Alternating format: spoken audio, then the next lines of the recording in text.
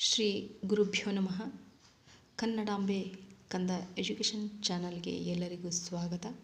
ಕಳೆದ ಒಂದು ತರಗತಿಯಲ್ಲಿ ನಾವು ವ್ಯಾಕರಣದ ಅರ್ಥ, ವ್ಯಾಕರಣಕ್ಕೆ ಸಂಬಂಧಿಸಿದ ಗ್ರಂಥಗಳು ಮತ್ತು ಈ ವ್ಯಾಕರಣದಲ್ಲಿ ಬರುವಂಥ ವರ್ಣಮಾಲೆ, ಈ ವರ್ಣಮಾಲೆಯ ಪ್ರಕಾರ ಹಾಗೂ ಆ ಪ್ರಕಾರಗಳ ಅರ್ಥ ಅವು ಯಾವ್ಯಾವು ಎಂಬುದರ ಬಗ್ಗೆ ತಿಳಿದುಕೊಂಡಿದ್ದೆವು. ಈಗ ಅದರ ಮುಂದುವರೆದ ಭಾಗ ಸಂಧ್ಯಾಕ್ಷರ ಅಂತ ಹೇಳಿಬಿಟ್ಟು ಆ ಸಂಧ್ಯಾಕ್ಷರದ ಬಗ್ಗೆ ನಾವು ಈಗ ತಿಳಿದುಕೊಳ್ಳೋಣ. ಸಂಧ್ಯಾಕ್ಷರ ಅಂದರೆ ಏನು ಎಂಬುದು ಹೇಳೋದಾದರೆ, ಸಂಧ್ಯಾ ಅಕ್ಷರಗಳೆಂದರೆ ಅಕ್ಷರಗಳನ್ನು ಕೂಡಿಸೋದು. ಎರಡು ಅಕ್ಷರಗಳನ್ನು ಸೇರಿಸಿ ಒಂದು ಅಕ್ಷರವನ್ನು ನಾವು ಹೇಗೆ ಮಾಡುವುದು ಎಂಬುದೇ ಸಂಧ್ಯಾಕ್ಷರ ಅಂತ ಹೇಳ್ಬೋದು. ಉದಾಹರಣೆಯಾಗಿ ಅ ಪ್ಲಸ್ ಯ ಎರಡು ಅಕ್ಷರಗಳು ಸೇರಿದಾಗ ಐ ಎಂಬ ಅಕ್ಷರ ಆಯಿತು. ಅದೇ ಥರ ಅ ಮತ್ತು ವ ಅಕ್ಷರಗಳು ಸೇರಿ ಔ ಎಂಬ ಅಕ್ಷರವಾಯಿತು. ಹೀಗೆ ಈ ಸಂಧ್ಯಾಕ್ಷರದಲ್ಲಿ ನಾವು ಎರಡು ಅಂತ ಹೇಳ್ಬೋದು. ಒಂದು ಐ ಮತ್ತು ಔ, ಇವೆರಡು ಸಂಧ್ಯಾಕ್ಷರಗಳನ್ನು ಅಂತ ಹೇಳಿ ನಾವು ಗುರುತಿಸ್ತೀವಿ.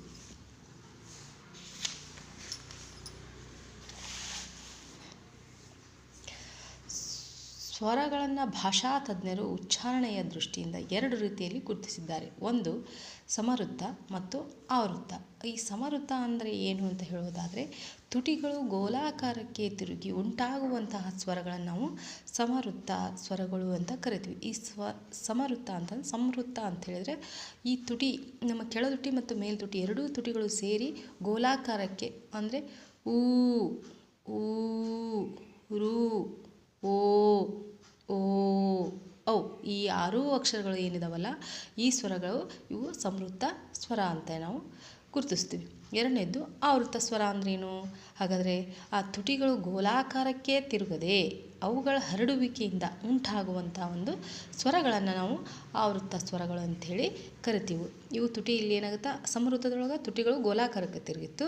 ಈ ಆವೃತ್ತದಲ್ಲಿ ಏನಾಗುತ್ತಾ ಅಂದರೆ ತುಟಿಗಳು ಗೋಲಾಕಾರಕ್ಕೆ ತಿರುಗೋದಿಲ್ಲ, ಅದೇ ಹಾಗೆ ಹರಡುವಿಕೆಯಿಂದ, ಅಂದರೆ ತಿರುಗದೆ ಅವುಗಳ ಹರಡುವಿಕೆಯಿಂದ ಉಂಟಾಗುವಂಥ ಸ್ವರ ನಾವು ಏನಂತ ಕರಿತೀವಿ? ಆವೃತ್ತ ಸ್ವರ ಅಂತ. ಅವು ಯಾವ್ಯಾವು ಅಂತ ಹೇಳಿದರೆ, ಅ ಆ ಇ ಈ ಎ ಐ. ಇಲ್ಲಿ ಏನಾಯ್ತು, ತುಟಿ ಗೋಲಾಕಾರಕ್ಕೆ ತಿರುಗಲಿಲ್ಲ, ಅದೇ ಥರನಾಗಿ ಏನು ಹರಡಿತು, ಅಕ್ಷರಗಳು ಹರಡಿಕೊಂಡಿತು. ಅದಕ್ಕೆ ನಾವು ಏನಂತ ಕರಿತೀವಿ? ಆವೃತ್ತ ಸ್ವರ ಅಂತೇಳಿ ಕರಿತೀವಿ. ಹಾಗಾದರೆ ಮುಂದೆ ಆವೃತ್ತ ಸ್ವರ ಆಯಿತು, ಸಮವೃತ್ತ ಸ್ವರ ಆಯಿತು ಮತ್ತು ಆವೃತ್ತ ಸ್ವರ, ಈ ಎರಡೂ ಏನಾದವು? ಸಮವೃತ್ತ ಸ್ವರದಲ್ಲಿ 6 ಪ್ರಕಾರ, ಆವೃತ್ತ ಸ್ವರಗಳಲ್ಲಿ 7 ಪ್ರಕಾರಗಳು. ಈಗ ಮುಂದುವರೆದು ವ್ಯಂಜನ. ಹಂಗಾದ್ರೆ ವ್ಯಂಜನ ಅಂದ್ರೇನು? ಈ ವ್ಯಂಜನಗಳು ಹೇಗೆ ಉತ್ಪತ್ತಿ ಆಯಿತು, ಈ ವ್ಯಂಜನಗಳ ಅರ್ಥ ಏನು ಅಂತ ನೋಡೋದಾದರೆ, ವ್ಯಂಜನಗಳು ಸ್ವರಗಳ ಸಹಾಯದಿಂದ ಮಾತ್ರ ಉಚ್ಚರಿಸಲ್ಪಡುವಂಥ ಅಕ್ಷರಗಳನ್ನು ನಾವು ಏನಂತ ಕರಿತೀವಿ? ವ್ಯಂಜನ ಅಂತೇಳಿ ಕರಿತೀವಿ. ಯಾವುದು? ಇದು ಸ್ವರಗಳ ಸಹಾಯದಿಂದ ಮಾತ್ರ ನಾವು ಉಚ್ಚಾರಣೆ ಮಾಡ್ತೀವಿ. ಈ ಸ್ವರಗಳು ಇಲ್ಲದೇ ಇದ್ದರೆ ನಾವು ವ್ಯಂಜನಗಳನ್ನು ಹೇಳೋದಕ್ಕೆ ಬರೋದಿಲ್ಲ. ಅದೇ ಥರನಾಗಿ ಈ ಕನ್ನಡದಲ್ಲಿ ಎಷ್ಟೋ ವ್ಯಂಜನಾಕ್ಷರಗಳಿವೆ ಅಂತ ಹೇಳಿದರೆ 34 ವ್ಯಂಜನಾಕ್ಷರಗಳಿವೆ. ಅವು ಯಾವ್ಯಾವು ಅಂತ ನೋಡೋದಾದರೆ, ಕ ಖ ಗ ಘ ङ ಚ ಛ ಜ ಝ ಞ ಟ ಠ ಡ ಢ ಣ ತ ಥ ದ ಧ ನ ಪ ಫ ಬ ಭ ಮ ಯ ರ ಲ ವ ಶ ಷ ಸ ಹ ಳ. ಈ 34 ಅಕ್ಷರಗಳನ್ನು ನಾವು ಏನಂತ ಕರಿತೀವಿ? ವ್ಯಂಜನಗಳು ಅಂತ ಕರಿತೀವಿ. ಈ ವ್ಯಂಜನಗಳಲ್ಲೇ ಮತ್ತೆಷ್ಟು ಪ್ರಕಾರಗಳು? 2 ಬಗೆಯಾಗಿ ನಾವು ವಿಂಗಡಣೆ ಮಾಡ್ತೀವಿ. ಒಂದು ವರ್ಗೀಯ ವ್ಯಂಜನ, ಇನ್ನೊಂದು ಅವರ್ಗೀಯ ವ್ಯಂಜನ. ಅವು ಯಾವ್ಯಾವು ಅಂತ ನೋಡೋದಾದರೆ, ಇಲ್ಲಿ ನೋಡೋಣ ವ್ಯಂಜನಗಳು. ಈ ವ್ಯಂಜನಗಳು ಎಷ್ಟು ಅಂತ ಕಾಣ್ತೀವಿ ನಾವು? 2 ವಿಧಗಳನ್ನಾಗಿ ವಿಂಗಡಣೆ ಮಾಡಲಾಗಿದೆ. ಒಂದು ವರ್ಗೀಯ ವ್ಯಂಜನಗಳು ಎಷ್ಟಿದವು? 25. ಅವರ್ಗೀಯ ವ್ಯಂಜನಗಳು ಎಷ್ಟಿದವು? 9. ಹಾಗಾದರೆ ವರ್ಗೀಯ ವ್ಯಂಜನ ಅಂದ್ರೇನು?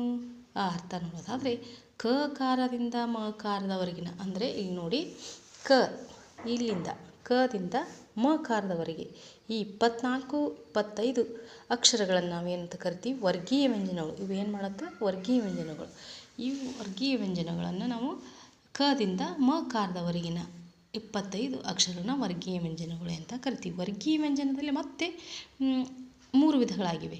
ಅವು ಯಾವ್ಯಾವು ಅಂತ ಹೇಳಿದರೆ, 1 ಅಲ್ಪ ಪ್ರಾಣ, 2 ಮಹಾಪ್ರಾಣ, 3 ಅನುನಾಸಿಕ. ಈ ಅಲ್ಪ ಪ್ರಾಣಗಳು ಎಷ್ಟಿದಾವೆ ಅಂತ ನೋಡೋದಾದರೆ 10, ಮಹಾಪ್ರಾಣಗಳು ತರ 10, ಅನುನಾಸಿಕಗಳು 5, ಒಟ್ಟು ಎಷ್ಟು ವರ್ಗೀಯ ವ್ಯಂಜನಗಳು 25. ಹಾಗಾದರೆ ಅಲ್ಪ ಪ್ರಾಣ ಅಂದ್ರೇನು? ಈ ಅಲ್ಪ ಪ್ರಾಣದ ಅರ್ಥ ನೋಡೋದಾದರೆ ಕಡಿಮೆ ಉಸಿರಿನಿಂದ ಉಚ್ಚರಿಸಲ್ಪಡುವಂಥ ಸ್ವರ ವ್ಯಂಜನಗಳನ್ನು, ಕಡಿಮೆ ಉಸಿರಿನಿಂದ ಉಚ್ಚರಿಸಲ್ಪಡುವ ವ್ಯಂಜನಗಳನ್ನು ನಾವು ಏನಂತ ಕರಿತೀವಿ? ಅಲ್ಪ ಪ್ರಾಣಗಳಂಥೇಳಿ ಕರಿತೀವಿ. ಈ ಅಲ್ಪ ಪ್ರಾಣ ಪ್ರತಿ ವರ್ಗ ಅಂದರೆ ಪ್ರತಿಯೊಂದು ಅಕ್ಷರ, ಪ್ರತಿ ವರ್ಗದ 1 ಮತ್ತು 2, 3ನೇ ವ್ಯಂಜನಾಕ್ಷರಗಳು ಇವು ಅಲ್ಪ ಪ್ರಾಣಗಳು. ಇಲ್ಲಿದಾವಲ್ಲ ಇವು ಮತ್ತು ಇವು ಏನು ಅಲ್ಪ ಪ್ರಾಣಗಳು, ಕಡಿಮೆ ಉಸಿರಿನಿಂದ ಉಚ್ಚರಿಸಲ್ಪಡುವಂಥ ಇವು ವ್ಯಂಜನಗಳನ್ನು ನಾವೇನಂತ ಕರಿತೀವಿ? ಅಲ್ಪ ಪ್ರಾಣಗಳು ಅಂತ ಕರಿತೀವಿ. ಪ್ರತಿ ವರ್ಗದ 1 ಮತ್ತು 3ನೇ ವ್ಯಂಜನಾಕ್ಷರಗಳನ್ನು ನಾವು ಅಲ್ಪ ಪ್ರಾಣಗಳಾಗಿರುತ್ತವೆ. ಕನ್ನಡದಲ್ಲಿ ಒಟ್ಟು ಎಷ್ಟು ಅಲ್ಪ ಪ್ರಾಣಗಳಿವೆ ಅಂತ ಹೇಳಿದರೆ 10 ಅಲ್ಪ ಪ್ರಾಣಾಕ್ಷರಗಳಿವೆ. 1ನೇದು ಕ, ಚ, ಟ, ತ, ಪ, ಗ, ಜ, ಡ, ದ, ಬ ಇವೇನು ಅಲ್ಪ ಪ್ರಾಣಾಕ್ಷರಗಳು. ಹಾಗಾದರೆ ಮಹಾಪ್ರಾಣ ಅಂದ್ರೇನು? ಮಹಾಪ್ರಾಣದ ಅರ್ಥವನ್ನು ನೋಡುವುದಾದರೆ, ಮಹಾಪ್ರಾಣ ಅಂತ ಹೇಳಿದರೆ ಹೆಚ್ಚು ಉಸಿರಿನಿಂದ ಉಚ್ಚರಿಸಲ್ಪಡುವಂಥ ವ್ಯಂಜನಾಕ್ಷರಗಳನ್ನು ಮಹಾಪ್ರಾಣಗಳೆನ್ನುವರು ಅಥವಾ ಮಹಾಪ್ರಾಣಾಕ್ಷರಗಳಂತೇಳಿ ಕರಿತೀವಿ. ಪ್ರತಿ ವರ್ಗದ ಆವಾಗಲೇ ಏನಾಗಿತ್ತು? ಅಲ್ಪ ಪ್ರಾಣದಲ್ಲಿ 1 ಮತ್ತು 3ನೇ ವರ್ಗದ ವ್ಯಂಜನಾಕ್ಷರಗಳನ್ನು ನಾವು ಅಲ್ಪ ಪ್ರಾಣ ಅಂತ ಕರೆದರೆ, ಇಲ್ಲಿ ಮಹಾಪ್ರಾಣಗಳು ಅಂದರೆ 2 ಮತ್ತು 4ನೇ ವರ್ಗದ ವ್ಯಂಜನಾಕ್ಷರಗಳನ್ನು ನಾವು ಏನಂತ ಕರಿತೀವಿ? ಮಹಾಪ್ರಾಣ ಅಂಥೇಳಿ ಕರಿತೀವಿ. ಅದೇ ಪ್ರತಿ ವರ್ಗದ 2 ಮತ್ತು 4ನೇ ವ್ಯಂಜನಾಕ್ಷರ ಮಹಾಪ್ರಾಣಗಳೆನಿಸ್ತವೆ. ಕನ್ನಡದಲ್ಲಿ ಇವು ಕೂಡ ಎಷ್ಟಿದ್ದಾವೆ?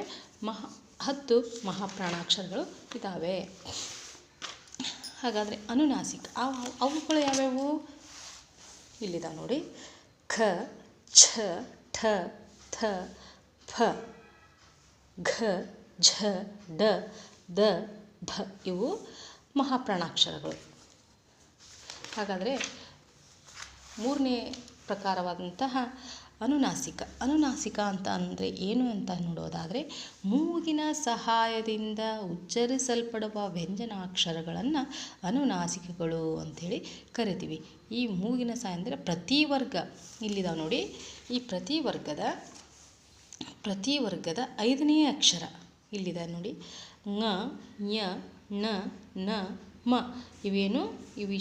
ಇವು 5 ಏನು ಅನುನಾಸಿಕಾಕ್ಷರಗಳು.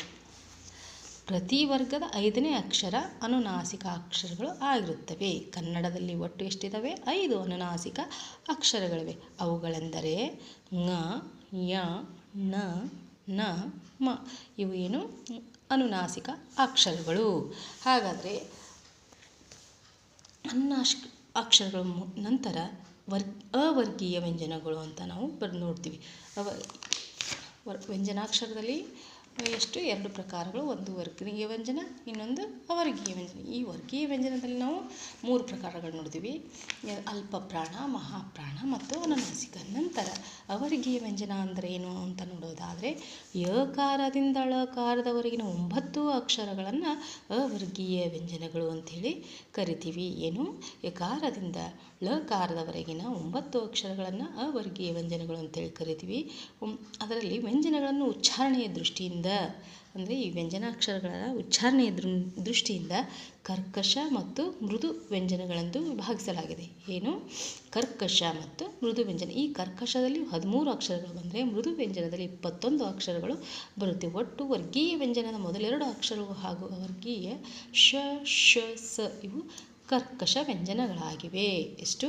ಶ, ಸ ಇವು ಶ, ಸ ಇವು ಕರ್ಕಶ ವ್ಯಂಜನಗಳಾಗಿವೆ. ಉಳಿದವು ಮೃದು ವ್ಯಂಜನಗಳು. ಹಾಗಾದರೆ ನಂತರ ನೋಡೋದು ಯೋಗವಾಹ. ಯೋಗವಾಹ ಎಂದರೆ, ಯೋಗ ಎಂದರೆ ಇದರ ಪದ ಅರ್ಥ ನೋಡುವುದಾದರೆ, ಯೋಗ ಅಂತ ಹೇಳಿದರೆ ಸಂಬಂಧ, ವಾಹ ಅಂದರೆ ಚಲಿಸುವುದು, ಸಂಬಂಧಗಳನ್ನು ಚಲಿಸುವಂತೆ ಮಾಡುವುದು ಯಾವುದು? ಅದು ಯೋಗವಾಹ. ಈ ವ್ಯಾಕರಣದ ದೃಷ್ಟಿಯಿಂದ ನೋಡುವುದಾದರೆ, ಸ್ವರಗಳ ಮುಂದೆ ಬರೆದು ಉಚ್ಚರಿಸಲಾಗುವ ಅನುಸ್ವಾರ ಮತ್ತು ವಿಸರ್ಗಗಳನ್ನು ನಾವು ಯೋಗವಾಹ ಅಂತ ಕರಿತೀವಿ. ಏನು? ಸ್ವರಗಳ ಮುಂದೆ ಬರೆದು ಅ ಮತ್ತು ಆ ಮುಂದೆ ಅಂದರೆ ಸ್ವರಗಳ ಮುಂದೆ ಬರೆದು ಉಚ್ಚರಿಸಲಾಗುವ ಅನುಸ್ವಾರ ಮತ್ತು ವಿಸರ್ಗಗಳನ್ನು ಯೋಗವಾಹ ಅಂತ ಕರಿತೀವಿ. ಕನ್ನಡದಲ್ಲಿ 2 ಯೋಗವಾಹಗಳಿವೆ, ಅನುಸ್ವಾರ ಅಂ, ವಿಸರ್ಗ ಅಹ. ಇವೇನು ಯೋಗವಾಹಗಳು. ಇಲ್ಲಿಗೆ